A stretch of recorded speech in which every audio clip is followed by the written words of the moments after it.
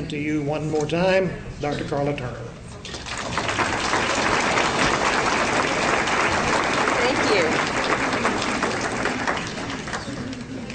Can anybody see me out there?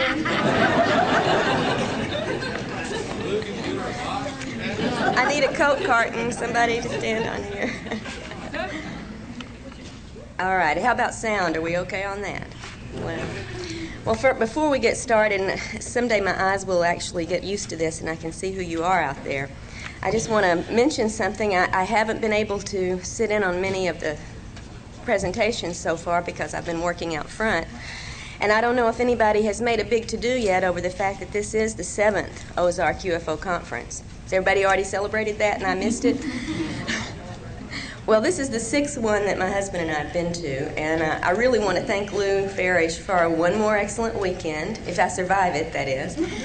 And, Lou really makes it feel very natural and effortless and so easy to be here, but I think Lou would agree with me that that's probably an illusion.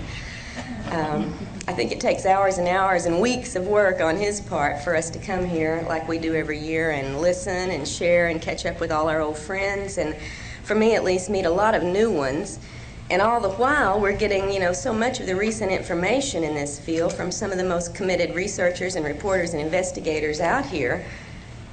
Although maybe I shouldn't say committed. Maybe I should say dedicated instead. I don't think any of them have been committed lately, and let's just hope it stays that way.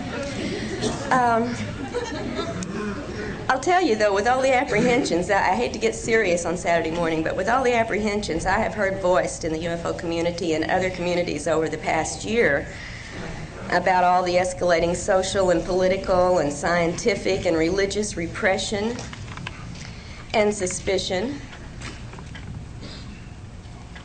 and polarization, and even fears of some new incarnation of totalitarianism, though, you sort of have to wonder just how long we're all going to be able to continue to do what we're doing this weekend and to research and report and educate ourselves and others about the real nature of this phenomenon.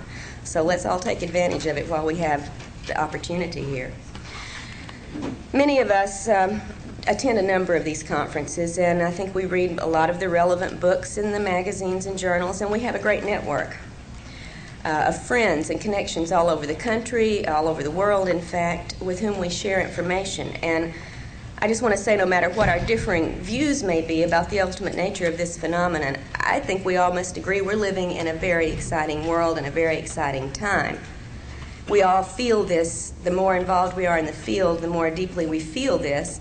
But the truth is that the rest of the world isn't watching what we're doing. I would remind us all that the UFO community is very small. It's very isolated from mainstream society in a certain way, although we're all out there right in the middle of things individually. And the things that we take for granted, most of society takes for science fiction, or fantasy, or hoax.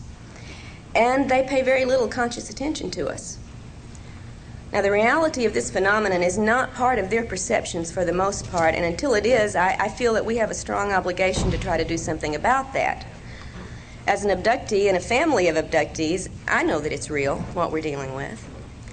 As a researcher and a reporter about other people's experiences, I know that it is widespread, and that more and more people every day are becoming aware of just how real and pervasive and globally important this agenda of improbable contact and intrusion must surely be.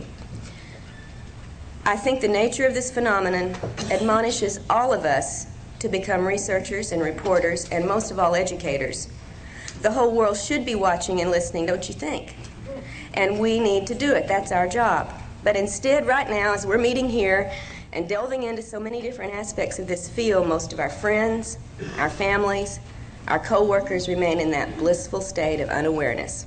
So we all have a job to do. But that's not to say that no one out there is listening and watching, however, and one of the things I want to discuss here is the information about those folks who are paying attention to us, our own government, which we will get to a little bit later. I'm going to be very limiting on the topics I discuss here because I could talk the rest of the day on the 2 books and the information that I've been fortunate enough to learn from the people with whom I've been doing this research. And I'm not going to do that to you. It's Saturday. If you were partying last night like I am, the sooner we get to the cartoon and get out of here, I think the more rested we'll be for the things coming up the rest of the day. And there's some extremely important talks going to be going on later. But I'm going to limit my talks today to just a few topics that I feel are crucial. And these include the use of illusion and deception in the UFO and abduction scenarios, and also the nature of some of the physical procedures which abductees report experiencing during these encounters.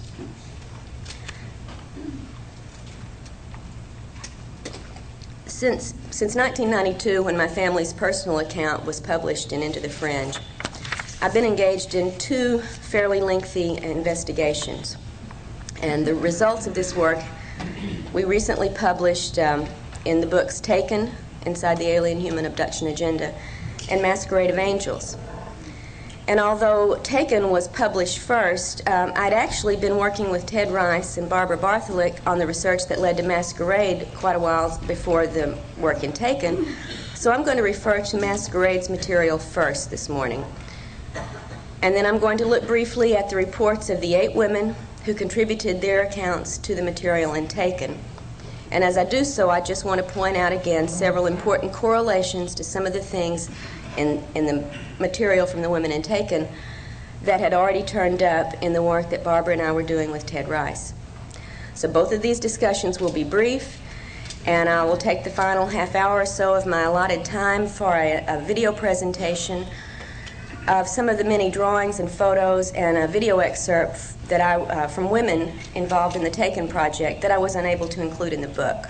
That's one of the things I really wish we could have done, was to include a number of these illustrations. So I'm going to do that today to try to make up for what we were not able to do in the book.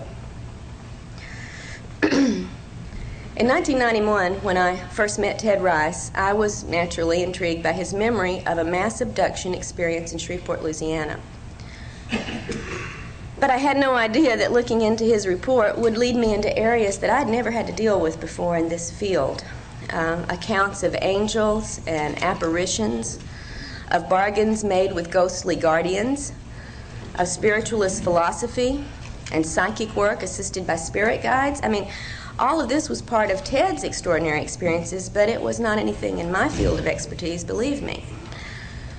But in listening to Ted's accounts, I began to see evidence that was more familiar to me, thank God, evidence that was very consistent with UFO sightings and abduction reports that I'd already come to know about. And since Ted had recalled an abduction involving a number of people, I wanted to see, first off, if there were any confirming evidence that we could locate. And as we proceeded, Barbara and I, with interviews of many of the people from Ted's past, as well as his more recent experiences in the present, we did find that such evidence actually was available and surfacing in consciously recalled events attested to by a number of witnesses. In fact, 4 of Ted's neighbors described unusual events, also consciously remembered, from the night of the mass abduction that Ted had remembered in 1989. Now, 2 of these witnesses were so disturbed by their memories of these events that the fear level was so high they wouldn't even let us include their accounts in the book. They shared them with us privately. So I would point out one thing for those of you who are not involved in direct investigation and working with abductees, that contrary to all the debunkers' claims that abductees and UFO witnesses tell their story for some personal gain, it's actually very difficult for those involved to risk coming forward with their accounts. And I would say for 99% of those who do make their experiences public, the resulting liabilities often outweigh the assets that they may gain from doing so.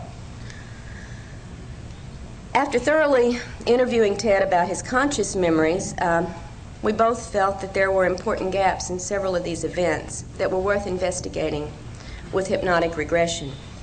And I'm not going to take time here today to argue the merits and the problems of regression work, but I will say that in my experience it's proven to be a very useful and manageable tool of research, and that without it I think we would be left to deal only with alien-controlled information which abductees are sent home with after their experiences. Now, it's important to note that at the time Ted began his work with Barbara and with me, he had been involved for most of his adult life in spiritualist work. An extraordinary series of encounters that he had in Sun Valley, Idaho, with a mysterious woman, beautiful and young, who called herself Maya, first introduced Ted to metaphysical matters and also made him aware of his own psychic abilities. I would remind you that Maya is the Hindu term for illusion, by the way, and that Maya also turns up in a number of other people's experiences, often in the guise of some Pleiadian star being. Ted, at the time of meeting his Maya, had no thoughts on these lines, no information about such things, and certainly took her simply to be the very mysterious, beautiful woman that he experienced. In the account in Masquerade of Angels, however, you will find that there was more mystery to Maya's presence there in Sun Valley than Ted had any idea of at the time he was engaged with her. Still, coming face to face with his own abilities through some of these encounters and time spent with Maya, Ted was very reluctant to pursue these ideas, or this ability he apparently had. And it was several years later before circumstances propelled him into psychic training and his involvement with the spiritualist church. And when he did make the commitment to go forward with this work, Ted went forward full tilt. In fact, he was a co-founder of the church's first congregation in Georgia, and he began doing psychic readings, which he is still doing today. Ted was convinced that the metaphysical understanding he had found was of God, and that his work served God's higher purposes, as revealed to Ted by his spirit guides from the other side. But intermixed with Ted's paranormal events and psychic work were some startling encounters with apparently non-human entities, including, in 1989, of course, the abduction along with some of his neighbors. And at that point, Ted discovered that perhaps a different force had been intruding into his life for a number of years. And this was a force that his spirit guides had never bothered to mention, explain, and that his spiritualist training did not delve into either. So Ted needed some new information, and this led to our contact and investigation. And as it progressed, it became clear that the research into all of these extraordinary experiences could take several years. But after the first 2 years, we felt that the information we had gathered was important enough to communicate it as soon as possible, albeit going on with the research, and we're continuing to do that to this point right now. We stopped and did the material organization that resulted in Masquerade, which was published in 1994. And we have full intentions of following up this report with everything else that Barbara and Ted and I have continued to uncover and are continuing to pursue at this point, as soon as it's feasible to get this material back out to you as a sequel, a follow-up, an ongoing investigation. A full account of our first 2 years of work is found in Masquerade of Angels, but for brevity's sake today, I'm going to focus on only 3 aspects of the alien agenda as it relates to the material that Ted and Barbara and I have had to deal with. The first matter is the intrinsic deception at the heart of this agenda, and that's something that's become clearer with every new report that surfaces. Whether we choose to call it screen memory, telepathic mind control, technological mind control, or virtual reality scenarios, the entities involved in the abduction phenomenon employ masterful illusory capabilities. And I don't think the importance of this fact can be stressed strongly enough. It must affect all of our thinking and our research when it comes to these alien-human contacts. In Ted's experiences, for example, there were several occasions where such masquerading techniques were employed, and I could spend, as I said, the rest of the morning just dealing with these, and I'm going to be making very brief references and hope you maybe want to read about the rest of it in the book. One instance involved the appearance of Ted's deceased grandfather on board a craft into which he and his grandmother had been taken when Ted was a young boy. I think I spoke about this a couple of years ago when I was first working on Ted's material, and I didn't identify that this was Ted's story I was referring to. The scenario involved persuading his grandmother to engage in a sexual activity with a non-human entity, and when she refused to do so, saying she had only ever made love with her husband and he was dead, the aliens produced the dead husband. In another instance, Ted watched a scenario that surely was not occurring in normal reality terms. I call it a virtual reality scenario. And this began shortly after he had heard a very quiet sound like helicopter blades. And in this ongoing event, after the helicopter blade noise, Ted watched as a human-looking entity dressed in military clothes popped through the ceiling into the room, holding a young child that was very, very similar to Ted's appearance at the same age. And Ted was told that they were going to return that which had been taken from him.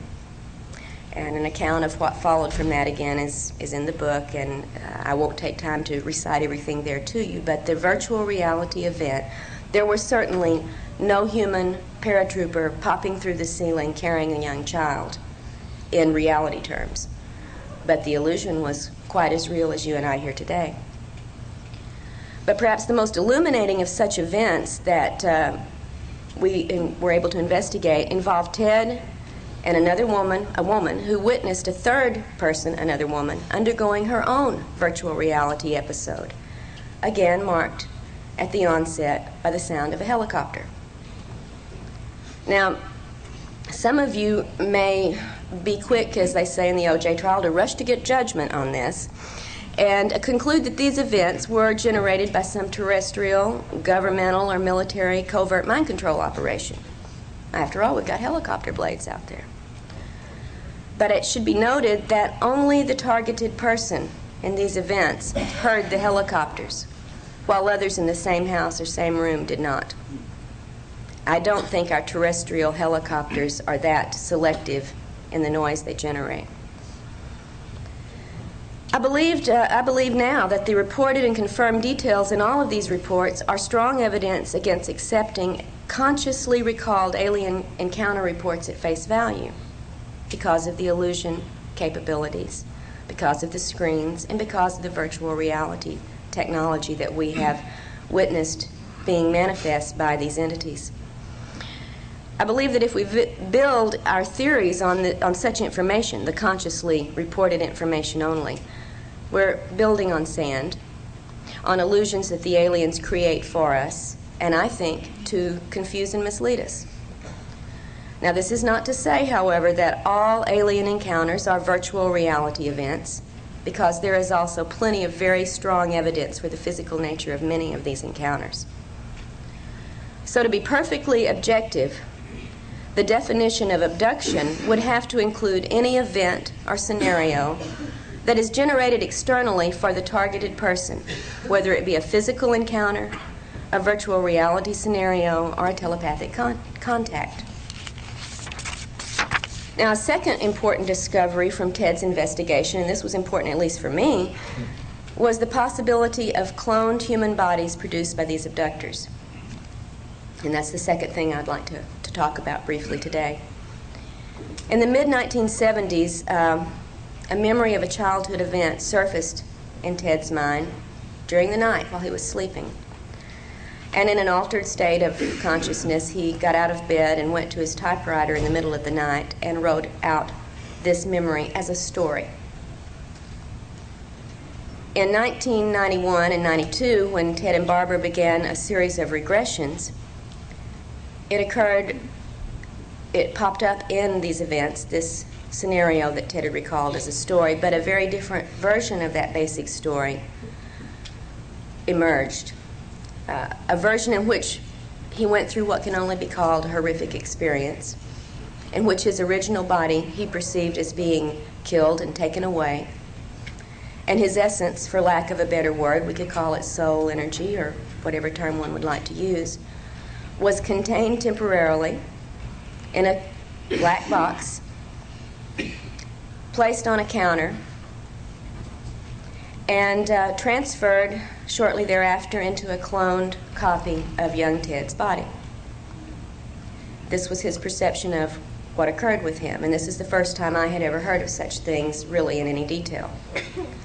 Now, when we made our external investigation, interviewing people who were part of Ted's family and friends at the times many of these things occurred, several pieces of corroborating items did come out, all of which I tried to present fully in the book, but just briefly, one of the most telling, for me at least, was interviewing Ted's mother. And at the time that Ted recalled being transferred into a different body, his mother recalled the suffering he went through for weeks afterwards, feeling that his body was on fire, having to soak him repeatedly in ice water, trying to bring him some comfort, and noting that the childhood diseases that Ted had had before the cloning recurred afterwards. Excuse me. The third point that I want to correlate with information from subsequent investigations in the accounts taken concerns the possible involvement of human, apparently military, personnel with certain abductees. Now, if nothing else, this involvement of some authoritative agency within our government should tell us that our decision-making powers that be, the structure that pretty much controls how we deal with this phenomenon as well as with everything else going on in our society, takes this phenomenon very seriously. I would guess that most of you here have already learned about the many hard pieces of evidence that do reveal the government's knowledge of and involvement with the UFO question. Such classic presentations as those in Clear Intent and Above Top Secret can point you in the direction of getting your hands on the paperwork generated by the government that makes it very clear they have involvement they have never been willing to discuss with the public. Now, the evidence for military involvement with abductees, I will admit, is much less well documented, certainly, but for the individuals who are on the receiving end of this activity, it is very compelling and very traumatic. There are two basically different bodies of data relating to the possibility of human involvement. Now, the first body of data includes such external things as phone taps, mail interference, unidentified human agents who photograph the homes of abductees, photograph abductees themselves and follow them, sometimes even breaking into their homes, making threatening phone calls, apparently able to make certain medical records disappear, also alleged alien artifacts disappear, and it goes all the way to the extent of direct confrontations between the military personnel and certain abductees. Sometimes to the extent of abducting the person and using a number of interrogation techniques to elicit information about the person's activities with the aliens. Now, Ted Rice has not been the overt target of such involvement, but the accounts of the 8 women taken, which we'll get to in just a few moments, show that 4 of the 8 women have had a variety of these experiences in their own series of events. But the second body of data concerning human involvement deals with facilities, typically underground, in which aliens are often seen to be working with human, military, and scientific personnel. For me, and I think for all of us, probably the big question is whether these facilities and this level of cooperation actually exist, or if abductees report these events because they've been presented with some type of unreal scenario, much as we're presented with the showing of a movie when we go to a theater. Until we have located such a facility, externally verified its existence, and exposed the activities going on there that abductees report, this question's got to remain open. All we can say for sure is this: a number of unrelated accounts include descriptions of such facilities, usually with reference to either scientific or military activity, although there is a third set of reports that describes something much more disturbing, and this is one of the things that turned up in the case with Ted and with certain others who are part of a great deal of investigative activity on Barbara's part and my part, that are, well, I'll just try to give you a little brief scenario of what Ted consciously recalled about this third type of human underground facility. In the mid-1980s, Ted awoke one morning with conscious memories of an altered state event that occurred during the night. He was living in Albuquerque, New Mexico at the time, and part of the journey that he recalled from the night before included flying over a fairly desert area to a remote compound where many people were herded together. He didn't remember being involved in any actual activity, but only in seeing several areas that were accessed through this above-ground compound into a large underground installation. He remembered consciously that the humans in the compound seemed extremely despondent, quite miserable, and he recalls shouting out in anger to a couple of these people sitting there, or the people who were doing the things to the humans, "You can't do that. You can't treat our people like cattle." And being outraged, entirely outraged by whatever it was he had seen, but consciously only recalling the outrage, only recalling his protest, and not recalling what it was he had seen that generated this protest. Now, this account is also included in Masquerade, and it is one of the memories that Ted and Barbara have been able to explore with regressive hypnosis after the time that Masquerade was written. So we have more information to report on this, and I'll try to make sure that the report on all of our work that sheds new light on what we've already presented in Masquerade will get out to you as soon as possible. What Ted recalled at the time of the regressive hypnosis is, without doubt, outrageous and horrifying to any human sensibility. And I would remind you that such scenarios have not yet been shown to be a factual reality. I would also remind you that Ted is by no means the only person to have remembered such details of areas like these in this underground facility in which abductees report seeing human bodies physically processed, and that very similar accounts have come from other people's conscious recollections as well as from hypnotically retrieved descriptions. If such facilities don't exist, I think that we still have a big problem in understanding the nature of this phenomenon, because we should be concerned to understand why such a grisly, horrifying illusion would be presented to so many abductees, and what purpose that could conceivably serve for an alien agenda. After drafting this initial report on the investigation with Ted and Barbara, I then became involved in the project that resulted in Taken. And this was a special study for me. I wanted to do a specific set of reports that had homogeneous backgrounds so we could make some comparisons and correlations with the material. So in order to have a more homogeneous group for the study, I chose 8 women from various parts of the country who had contacted me after reading Into the Fringe, and with whom I had begun initial sharing of information. I let the women relate many of their experiences in their own words rather than trying to take over and give you a second-hand account of something that in first-hand would be much more meaningful to you. And I hope, as the subtitle inside the Alien Human Abduction Agenda implies, that the reader would be able to immerse into these intimate experiences, which are so very difficult to relate without the words of the people who have gone through them. After working through the 8 different case reports and doing as much investigating as we could manage, considering the widespread geography of the women's locations, I then correlated the reports and the accounts and referenced over 100 different details about the entities, the procedures, the communications, and all the secondary events that make this abduction phenomena so complex and confusing.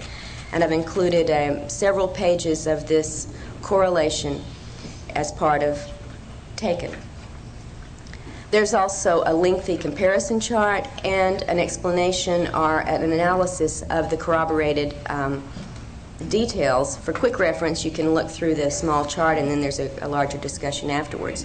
But the correlations that we focused on covered 10 categories: types of contacts, types of entities, types of physical exams and procedures, types of other activities, types of communications, settings for these encounters, reports on the bodily effects from the encounters, reports on external effects in the environment of the abductees, and after effects on the abductee, as well as correlating certain items of personal history, such as ethnic background, etc.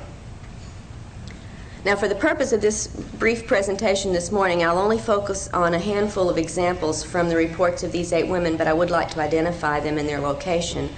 Pat in Florida, Polly in New York, Lisa in Alabama, Beth in Puerto Rico, Angie in Tennessee, and Jane, Anita, and Amy from 3 different areas of Texas. Now, to begin with the evidence of human involvement, 4 of the 8 women, namely Pat, Lisa, Beth, and Angie, have reported face-to-face contact with military personnel in a variety of situations. I think you will find the most surprising to be that of Pat's family's experience. And it is confirmed by all of her living relatives, and there are only a couple left after the length of time between the event happening and us beginning this investigation. The members of Pat's family in 1954 included Pat at the age 12, a brother and a sister, her mother and stepfather, and a grandmother, all living in a rural location. And they were part of the entire family having an alien abduction and subsequent contact by the military. One day after the event in 1954, in which alien entities took the family members on board a landed craft in the backyard of their farm in Indiana and carried out certain physical procedures, one day after this happened, Pat and her siblings that are still alive report that a contingency of men in military uniforms and military vehicles arrived at their farm, sequestered the entire family for several days. One day after this occurred. How did they know it happened? Pat remembers being drugged and being interrogated about the alien encounters. She remembers being told repeatedly that it did not happen and that what she remembered was not real. But this was not Pat's only encounter with the military, as she experienced another conscious abduction just 2 years ago, and this time she recalled the presence of a non-human entity in addition to the military personnel who took her from her home in Florida in a military truck to a rural location where an underground facility existed and where she was taken inside and examined. Both Lisa and Angie also reported interrogations by human agents and abductions by human personnel in which they were questioned and physically examined or underwent certain other physical procedures, which I recounted or let them recount in their own words in the book. Beth, who's in Puerto Rico, also recalled an abduction by human agents. And a 5th woman, Amy, remembered an altered state scenario in which there were both alien and human-looking people present in an underground installation. Although, as she says in Taken, there were reasons to doubt the strictly human nature of some of the men she did encounter there. They looked perfectly human, she said, except for their eyes, which had the vertical slits. Most of the 8 women in Taken also report the typical type of human interference signals, such as phone disruption, helicopter overflights, and other aviation activities over their homes that would indicate a terrestrial source. And I've even witnessed on one such occasion, while talking on the phone with Angie, an interruption and a comment by the human who was monitoring our phone conversation. As Angie and I were discussing on the phone a statement made by one of the humanoid-looking aliens in one of her recent experiences. She asked me if I thought the alien statement that their origin was somewhere in the area of Cassiopeia was a possibility. What did I think about that? And as we discussed this, a completely human male voice intruded into our phone conversation after a little electronic zipping noise and said, quote, "There's a lot of them out there and we know where they come from." And then he zipped off the line, and that was, So, it's not all secondhand information that I'm reporting. We do have occasions to witness this ourselves. There's also a number of reports from the women that indicate a variety of illusory scenarios, one of the points I wanted to stress today, sometimes involving sexual situations, sometimes involving prophetic dreams or visions, and sometimes clearly screen memories of real encounters that left them with false recollections rather than with the real details of these events. I'd like to use my remaining time to discuss the nature of the physical procedures, however, reported by many of these women, and these women are very typical and representative cases for so much of the material reported that never gets to you or to me because it's kept very private and very confidential.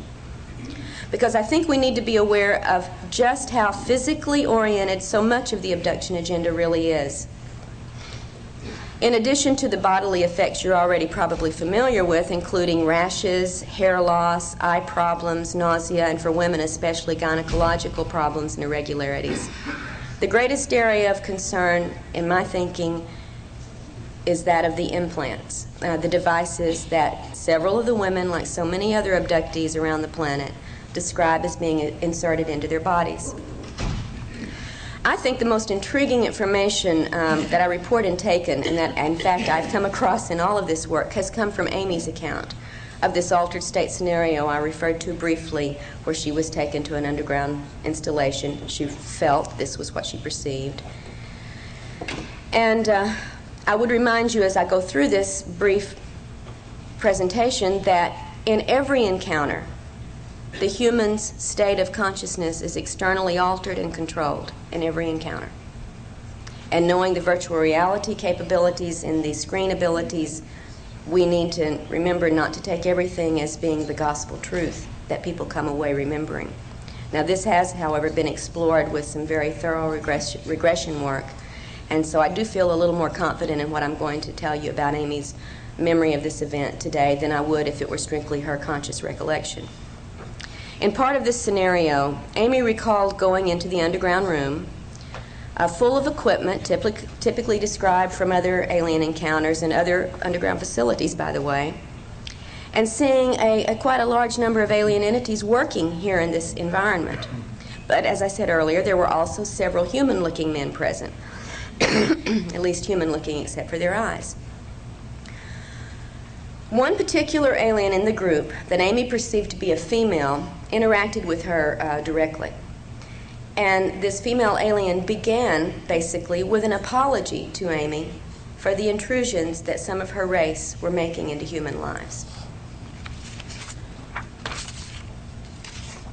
This entity proceeded to explain that she and her group were working with some humans to try to counteract what the rest of her group was doing to us.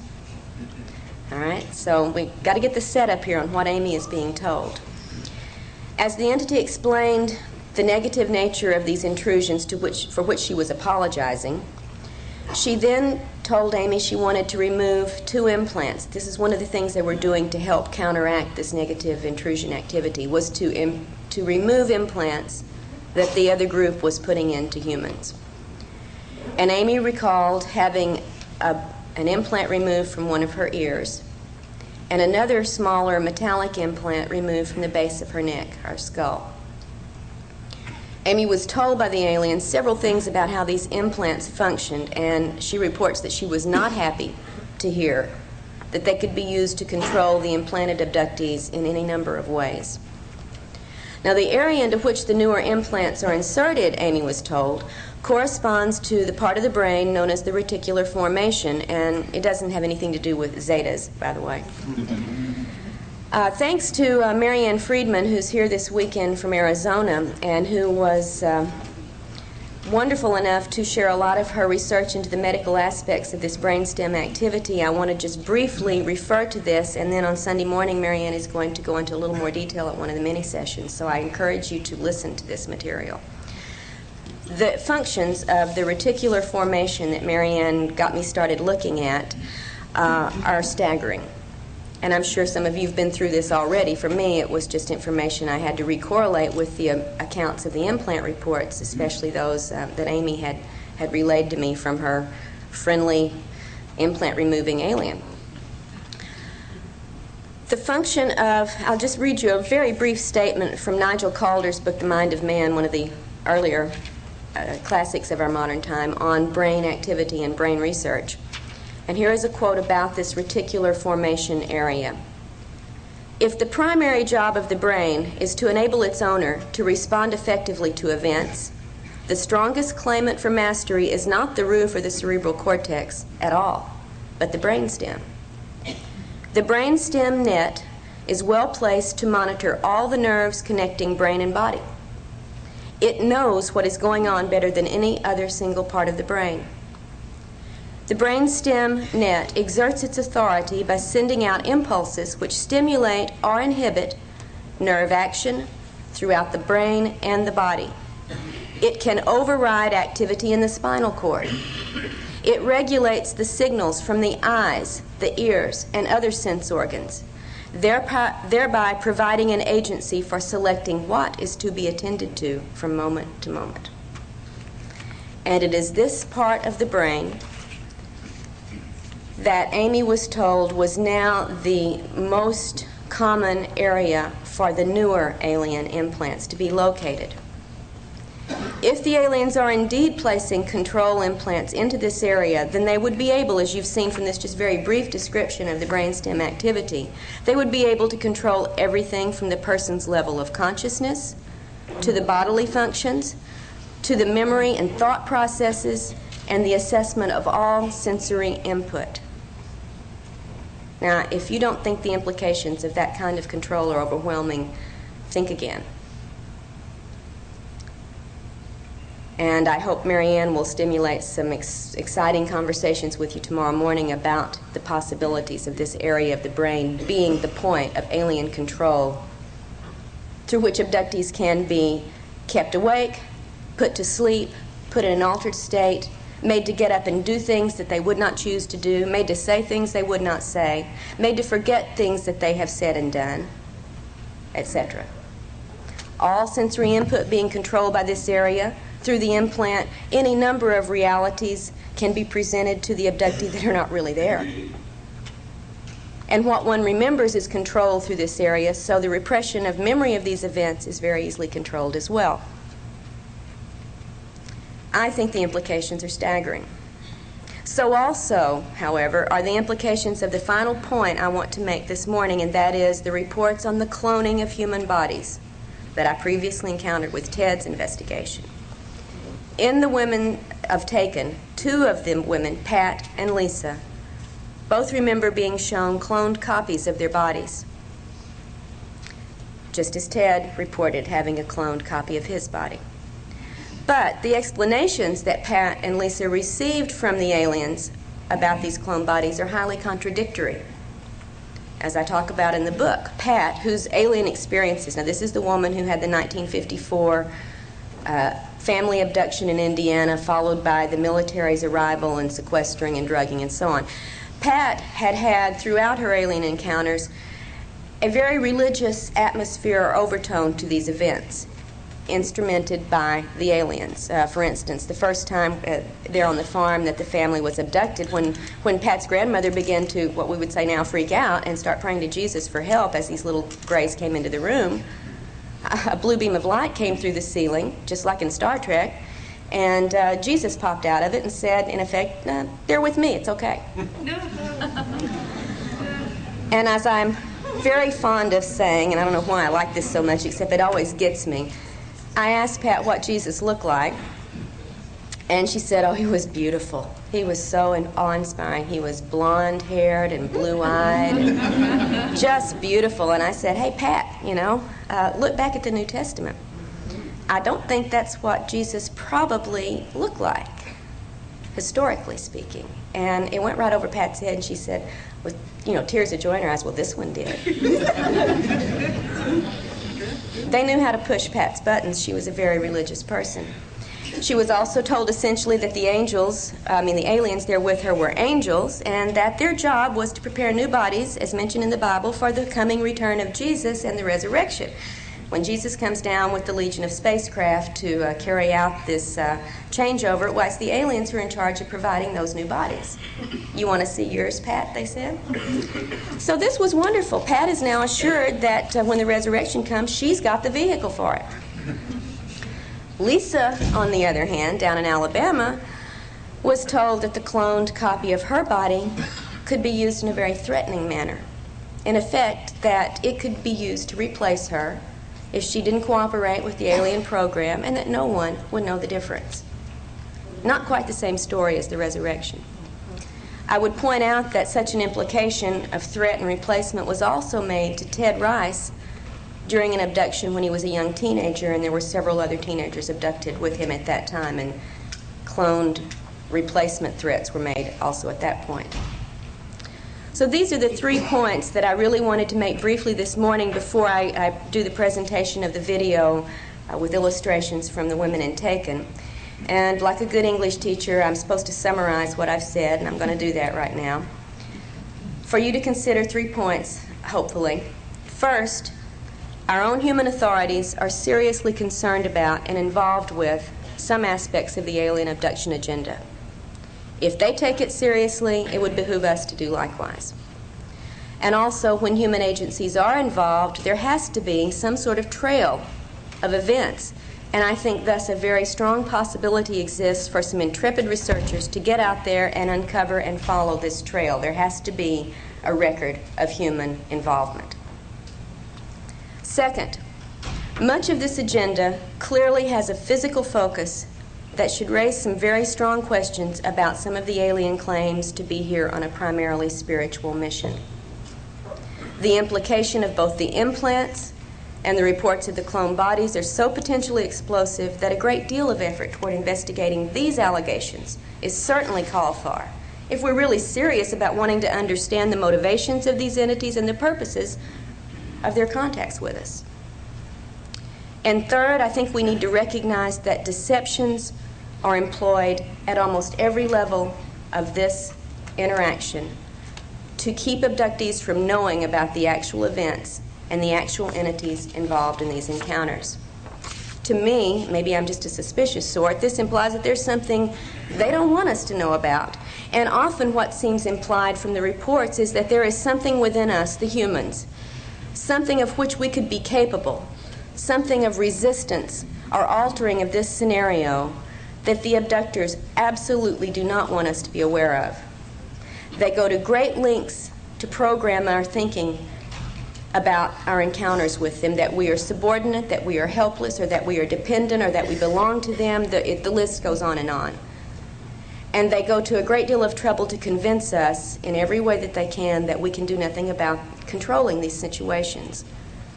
The good news is that in a number of cases in the past couple of years, that hasn't proven to be true. Abductees are finding more and more specific instances in which they are able to resist the illusion suggestions, in which they are able to say no to procedures, and in fact when they have been able to break free of actual controls.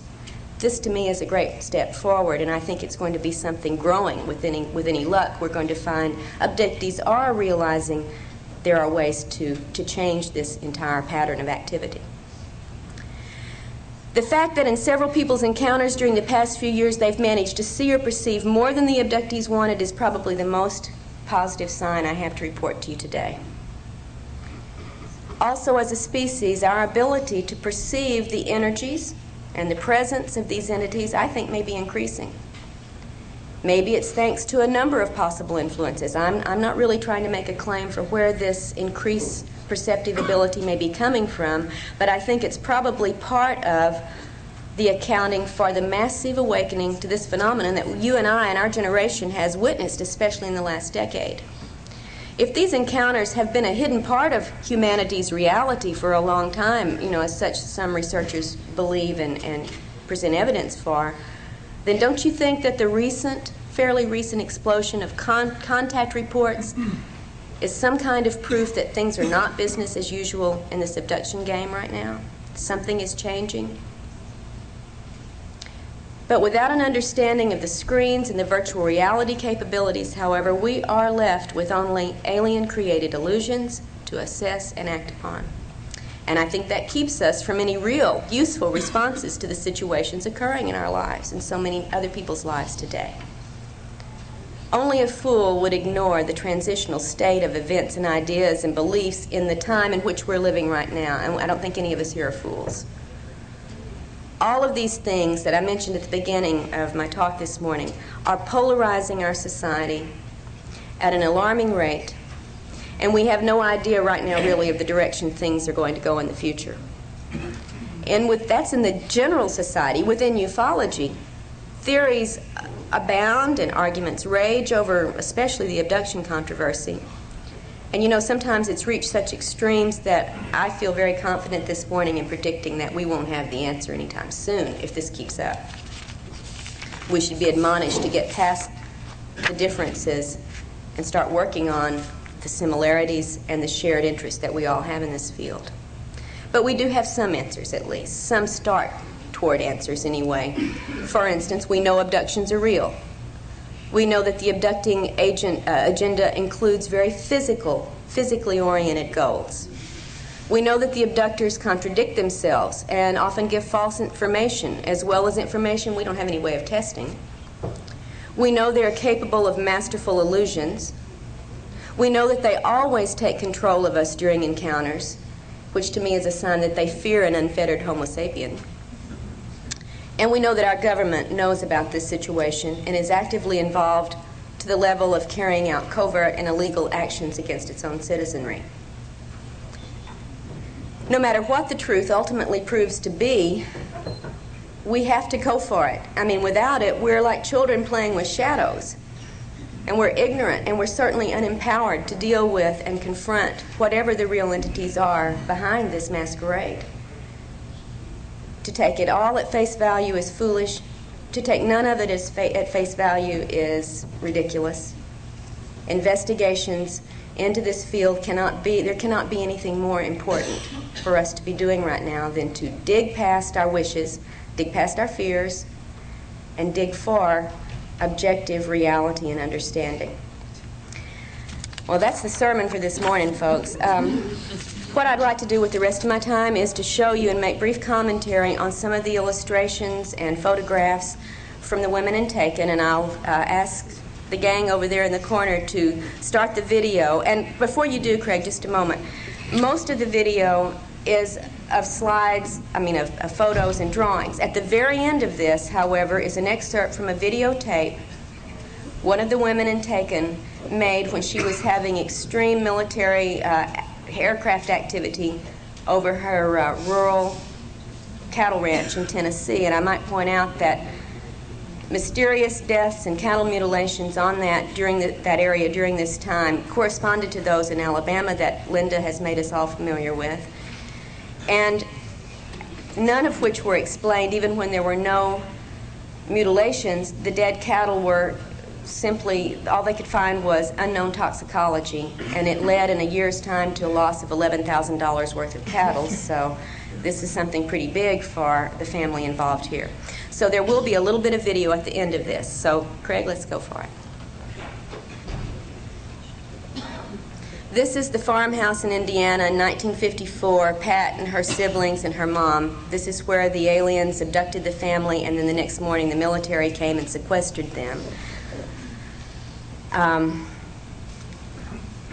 This is the only drawing that Pat has made of later experiences. She called that little device the soul machine, and she sat on it and ran her hands over those little holes of different colored light, and she heard a sound they told her was the sound of her soul. I'd love to hear about other reports similar to this if any of you know of them. This was also in the facility where she was shown the cloned body. This is Polly's drawing of some of the bulbous, wrinkled-headed aliens. She said they almost posed for her to get this conscious memory. You know how often they don't give you very much to take back consciously. And this kind of alien description has turned up in other people's reports. We'll see one more in here, in fact, in a little bit. From Lisa, here's one of her. She says, "I'm no artist. Don't tell me I am, because I know I'm not." And I think she did great for being no artist to show the hooded figures.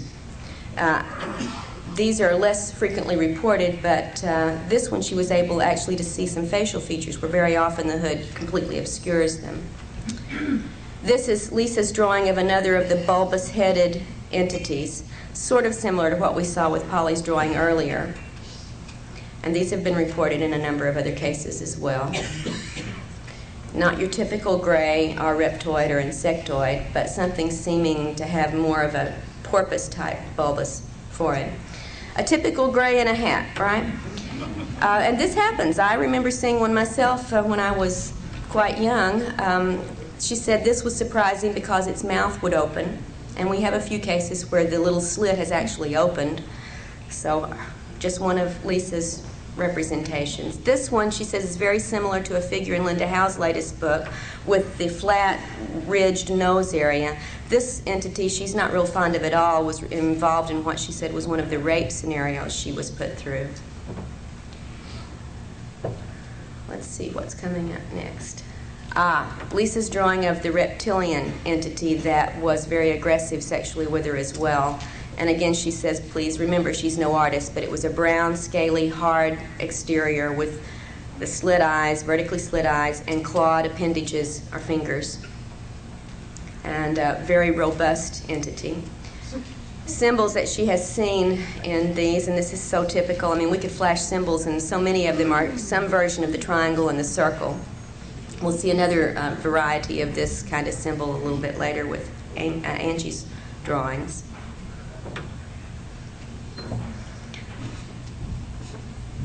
From Anita in Texas, this is a drawing of what she called the tan ones, and she makes a very big distinction between the tans and the grays. She said the grays could care less about us. They're very official or impersonal, but the tans seemed to go to a great deal of trouble to make her want to love them and to elicit love from her. She remembered at one point patting it on the face and saying, "Too bad it's not real."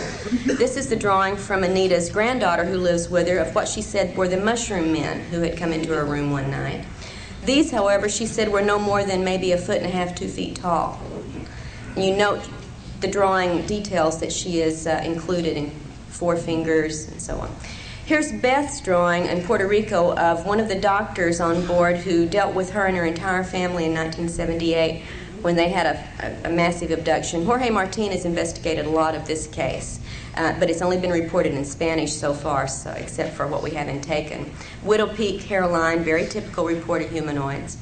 When Beth recalled being taken by the military to a desert area where there was an above-ground compound area, much like what Ted described, being then taken again underground through this adobe or old-type structure into a room with military, where she said 2 men in astronaut suits made a presentation here in this underground room to her and a number of other military people who had her there. And she was there not by invitation, but by duress.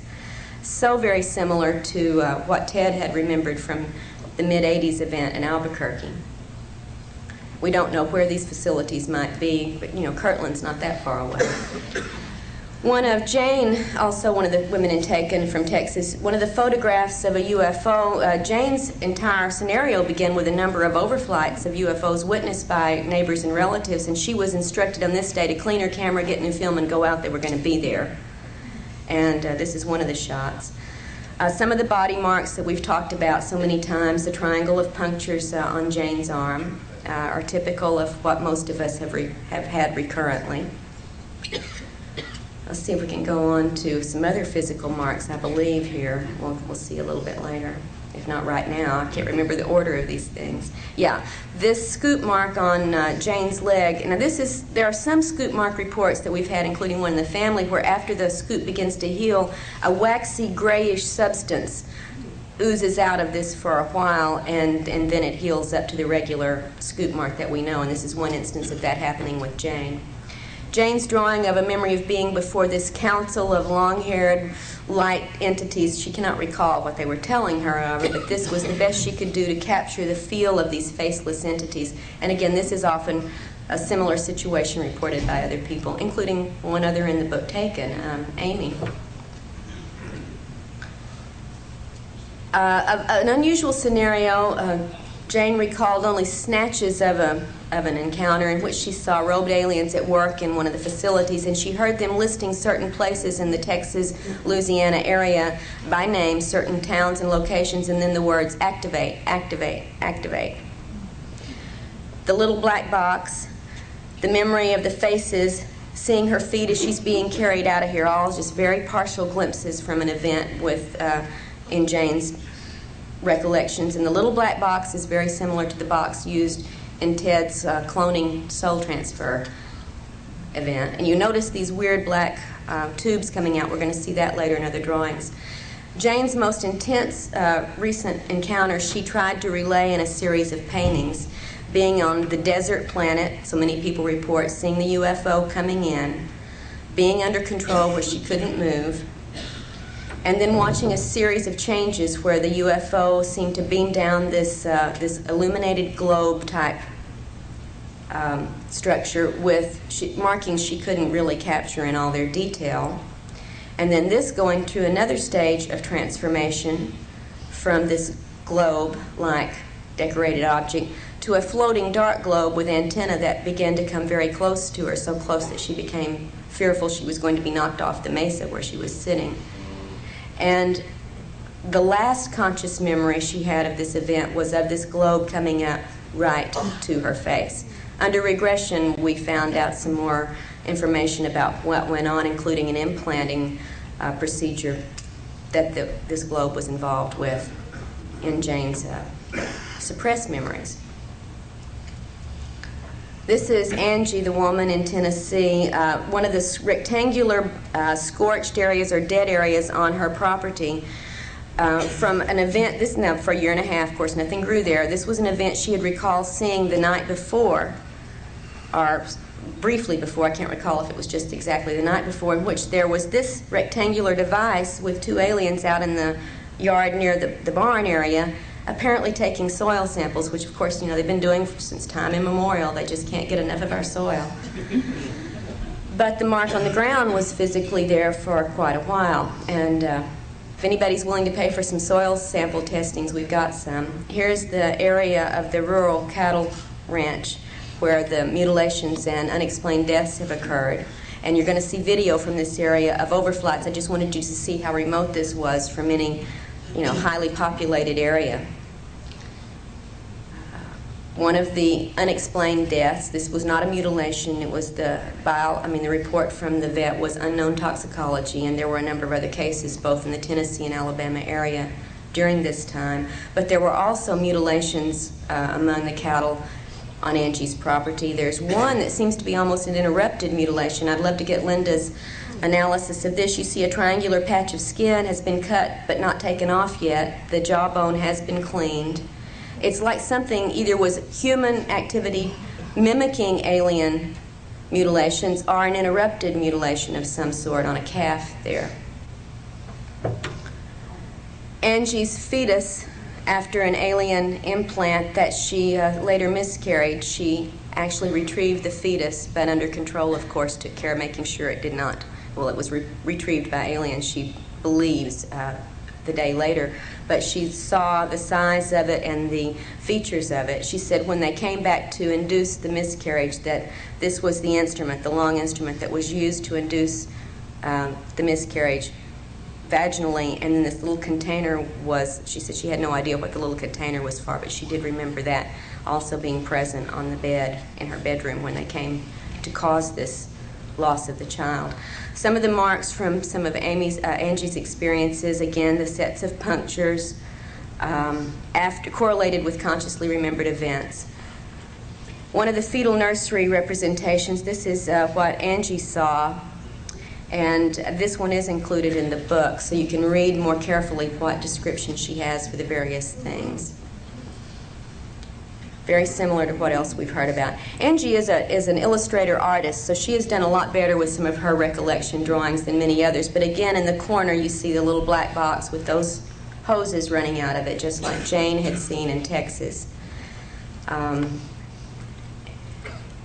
In fact, Angie has a number of excellent illustrations, but we could do that all day. Here's one of them, one of the suited grays, which she said rarely would she see them in clothes. This one had an outfit on. And she didn't know what the little jumble of shapes on the table was. She said maybe it was art. I don't know. Nothing was explained to me. She also had encounters with, actually 7 different alien physical types. This one with the bumpy skin, the bumpy joints of the fingers, etc. And some of the aliens with which she had contact were completely human-looking, although they didn't act human, they did look human, notably brown-haired and blonde-haired humans. Here's one of the brown-haired woman and man, and he's got some equipment. We can't really see it very clearly here, as if he's scanning, I don't know, the air or something, taking readings of some sort, and the woman escorted Angie into back to the craft for her encounter later on. This was just out on her property. This one, both Angie and her husband recalled the little troll-like or dwarf-like entities coming into the room, and in fact it was her husband who was taken away in this encounter. And they both remembered all of this consciously. And these troll or dwarf-like entities turn up, as you'll see in the correlated chart of comparisons there in the book, with more than just Angie in the book, and with a lot of other people too. Again, we see one of the emblems. We've got the triangles. I think they show up almost every time unless we have the serpent showing up. She said this was on a belt that one of the entities was wearing.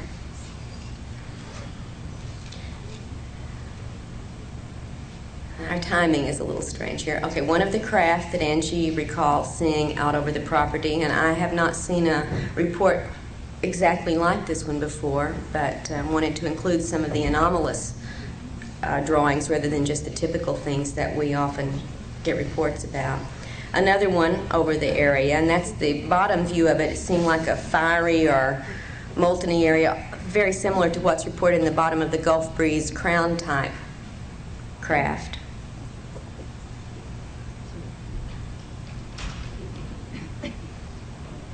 And that craft here, you can see for comparison of size, Angie below and the craft above when she was being beamed into it. Again, out in this area that's very near the northern Alabama border where so much activity has gone on in the past, 3 or 4 years. This is a ground plan of one of the rural military facilities to which Angie was taken.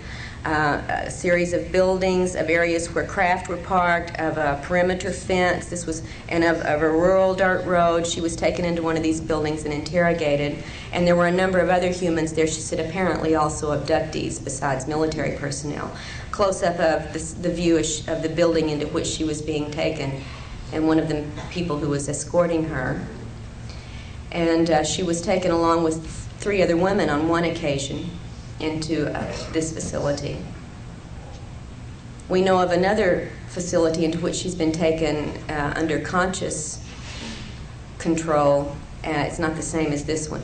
This strange little craft, from one point of view, looks like a winged aircraft from the military. You've got a little flag on it. The other side, not there. And that back compartment is where she and the 3 other women were placed when they were picked up and taken to a facility. In one of the underground places that Angie recalls seeing was what she called the upturned helicopter, or the rotorless helicopter. And again, we have gotten reports from around the country over the, through the past of similar copter-type devices that apparently are not copters. 2 pictures. Angie was taking pictures of overflight trails, and here it just does not show up. But if we could look at these up close, these are taken identical, moments apart, snap, snap. And in one is a very small object that under enlargement appears to be a spacecraft. It's not there in the other one, so we need more analysis on that. Now on to Amy in Texas. This is a drawing of her conscious recollection of her first UFO sighting in Denton, Texas in the early 1980s. And there was a missing time episode and a very confusing screen memory overlaying what she consciously recalled from this. Amy recalls being taught many things by the entities that have worked with her, including, as here with her 2 young daughters, being shown how to pass through solid objects. And since she had mastered it, now they were going on to the daughters. Of course, she can't do it when she's not with the aliens. One of her daughter's drawings of a ball of light that she has seen a couple of times in the house, and this is a young child's drawing. She says she's only seen this one a couple of times. It's 2 to 3 feet wide, but the one she has seen more frequently is much smaller, like a probe device that we've heard reported numerous times. This one being slightly different, as you'll see here. She said it's like a wiggly tail appendage coming off of this one, but she says this is frequently in the room with her. And she doesn't seem to be fearful of anything to do with these probes, these light sources, although she's not real happy when the aliens have interacted with her. This is a recent just doodle that the daughter had made at 8.5 years old that the mother managed to get me a copy of, and you can see a lot of what she's doodling out here obviously has some significance to the abduction experiences she's had. Amy's memory of consciously waking up as she's floating down her hallway into the kitchen and out the back door in one of her events. She said that was the conscious part. After she got outside, she didn't remember anything, but you can imagine waking up floating and being a little bit surprised. She quite was. This is the FEMA Underground Center of Government facility across the street from which Amy lived at the time she was abducted and taken to an underground facility with human and alien entities. This is also the same facility that was less than 2 miles from the house my husband and I lived in when he was abducted by military and taken to an underground facility. Just thought you might want to drop in and tour the place. Her screen memory began with this abduction where the alien apologized and removed the implants, with seeing what she thought was a big moon with the entities floating above them. Now, a lot of this is from conscious recollection, and some of the drawings are also from what she gleaned through hypnosis. She recalled being in her dining room where these the non-Earth representatives, as she called them, and the human representatives first came to get her, to take her to this facility. And the men all look quite human. She said, in fact, she almost thought she recognized one of them as a political figure, but she wasn't really certain. She was told they were ex-professional pilots, military people, and so on, but when she got up close to one, she could see the vertical slit eyes and began looking at the other men and said she was aware that they had contact lens coverings over their pupils. And without the coverings, with the coverings, they just looked, she said you couldn't tell them from your neighbors. She was told to not remember this scene, and she fought very hard to do so. The facility room into which she was taken, now the little drawing at the front of that is Amy with the female alien who was apologizing and removing the implants. She said the entity had a plastic-like mask over its face, and it's very confusing what the purpose of that might have been, because if it was to keep the eyes from having any kind of control, certainly it didn't work, because the eyes were the only thing that actually did show on her face. And we'll see that a little closer up in just a moment. I think. Yeah. Amy's drawing of the removal of the implant from the ear, which seemed to be of a malleable, flesh-colored substance, and when it was pulled out of the ear and shown to her, it disintegrated. And we have another report, Barbara Barthlick has another case report where an identical ear implant did exactly this when removed. It just broke into pieces and dissolved, disappeared. But she said when she looked at it before it changed, she could see what were embedded in it, like finely placed little wires or filaments that were in this biological-looking or flexible-looking material that was very flesh-colored. Then the removal of the implant from the base of her neck, and there is still a little white circle from where that occurred. At this point, there was nothing on that we had evidence of from the ear removal. This implant was more typical of some others we've seen on drawings and x-rays, metallic filament rod with little filaments on the end. She shows here, as we talked about earlier, where the implants are, the old implants were being placed, and the new ones, she's told, are going into the spine, the brainstem area. And the alien told her about some of the newer implants. Now this is the drawings of first the instrument used to remove them, the little biologically flexible looking ear implant, the spot on the back of her neck, and the implant that was taken out of that spot, the rod with little filaments on the end. And this is also in the book, one of the illustrations we were able to include. She said that she was told newer implants are being placed through an area behind and slightly below the ear and into the base stem of the brain area and the medulla oblongata. She said they look like little tiny metallic Tic Tacs, and that the alien told her these were the new ones. She remembered getting the close-up, eyes-to-eyes things and having information imparted to her about the nature of the implants. Consciously, she did not remember much about it, but she did remember she was very unhappy about what she was told. And under regression, she retrieved more specifics of these controls, which do match up with the reticular formation area. A more recent daytime sighting right over the Dallas-Fort Worth airport at noon when she was out on lunch break, she said was so amazing because she saw what first looked like 4 UFOs flying in a formation.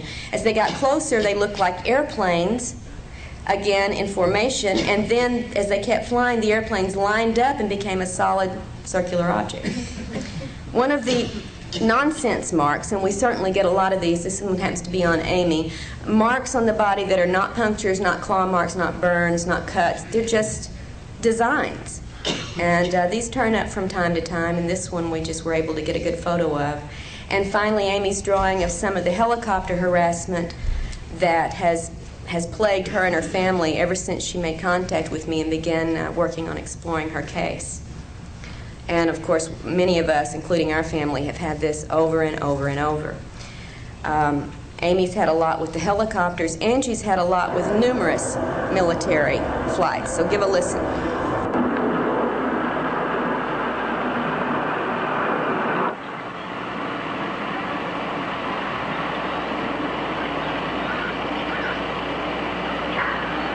The second time it circled. February 22nd, 1:35 p.m.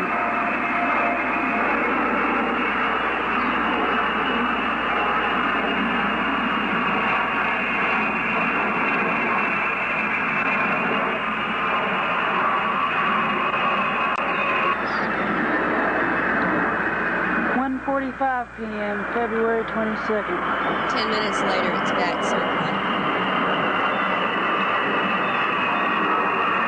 On the original, you can see some strange antenna display on these that don't show up as we've made the generation down copies. Second, 2 p.m. 15 minutes later, it's back.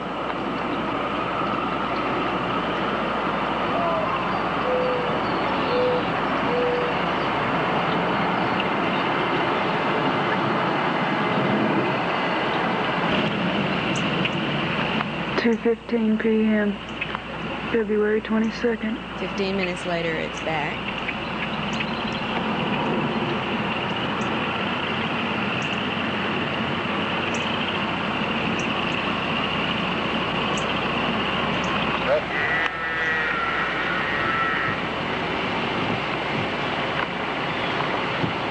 Notice this tight What could have uprooted a tree that big is beyond me.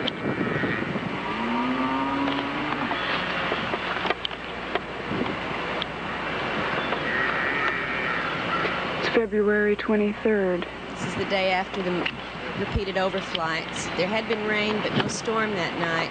If you notice, trees very close to this one are totally unscathed, except for two that have sheared off top branches and no other damage to smaller limbs around them.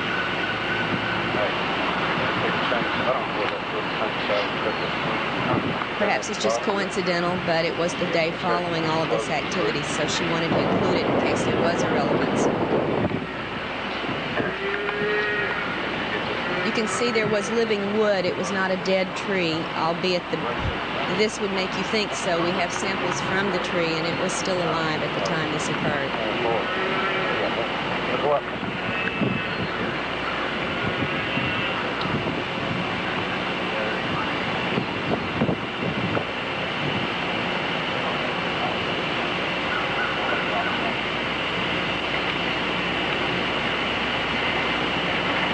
See, the tree that close to where it was uprooted is totally untouched.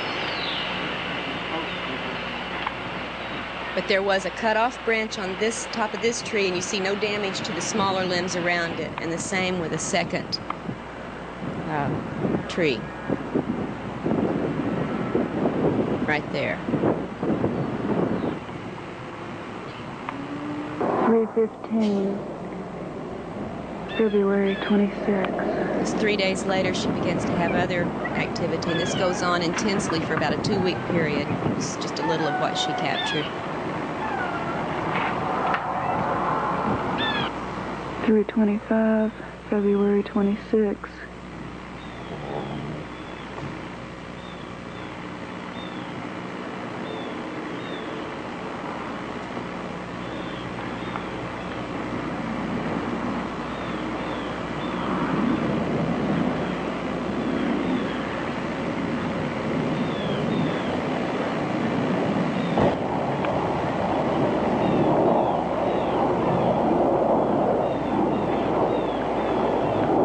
Third time it's circled.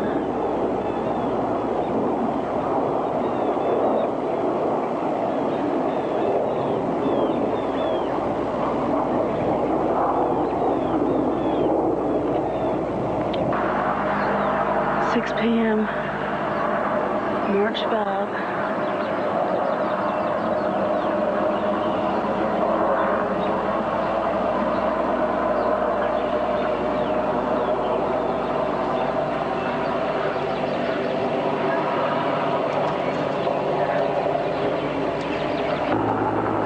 6:50 p.m. March 5.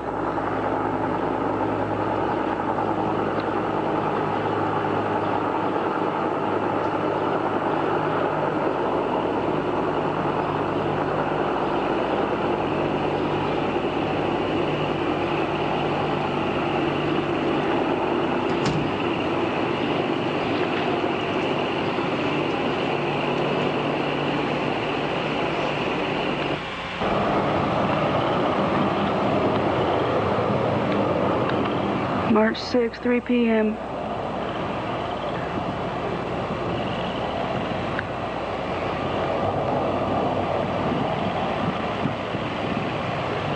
That's one of those crane helicopters with the crooked tail. Okay, Craig, that's all. Thanks. All right, these are just some of the things I wanted to share with you. I wish I could have included and taken when we were able to publish it last year, and I hope this will help give you a little bit more idea for those of you who read the book, what the women were talking about and trying to describe. And for those of you who may read it in the future, at least you'll have some point of reference now for many of the things they've talked about. Really enjoyed the opportunity to share at least these few facts with you today, and I appreciate your attention, and we'll have questions this evening at the speakers panel, so thank you very much.